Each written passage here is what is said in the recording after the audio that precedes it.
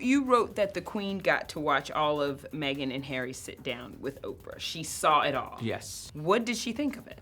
I think she was appalled, shocked, heartbroken, all those words, because here, I mean, look, she's going to celebrate her Sapphire Jubilee, her 70th year on the throne next year. And nobody else has come close. So the Queen Victoria, 63 years, 70 years for Queen Elizabeth. She just had counted on everything being rather stable, I think, in the wake of her husband's death, and that has not happened. She actually seemed very warm and receptive to Meghan and Harry stepping away publicly. Publicly, yes. But privately. Oh, well, not really even publicly. I mean, the Queen did strip him of a number of patronages. The thing that really hurt him the most was her taking away his ceremonial military titles. And there have been a number of times when there was an opportunity for Charles and William and Harry to come together. I mean, Harry did go back for Prince Philip's funeral. Yes. And you remember them walking after the funeral service, which by the way is very touching because the Queen is there alone in a pew looking like this small, sad figure. But as they left the service and walked up the hill, Harry and William were chatting amiably. Kate Middleton got out of the way and let them talk. A meeting was set up with Charles.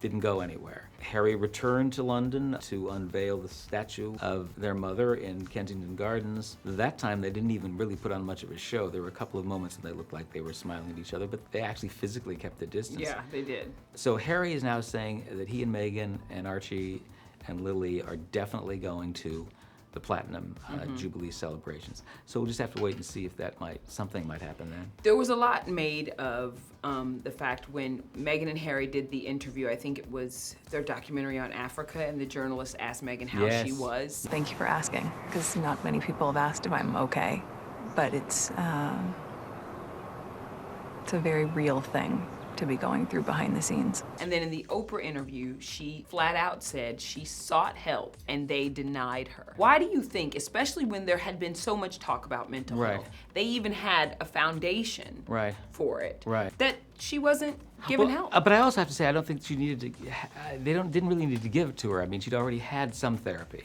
And so had Harry. She managed, as a matter of fact, after one of their more, Harry has revealed that after a particularly bitter argument between Meghan and Harry, she convinced him to go to therapy. So that does, I find that all perplexing. I guess that, if she expected the palace to reach out to her, to lend a helping hand, that ain't gonna happen. It didn't happen for Diana. It certainly wouldn't happen for Meghan or for Harry for that matter. I guess in her mind she was saying, but I came to, I didn't have the resources to do it outside because I had to give up my driver's license, my credit cards, so I came to you and said, I need this help.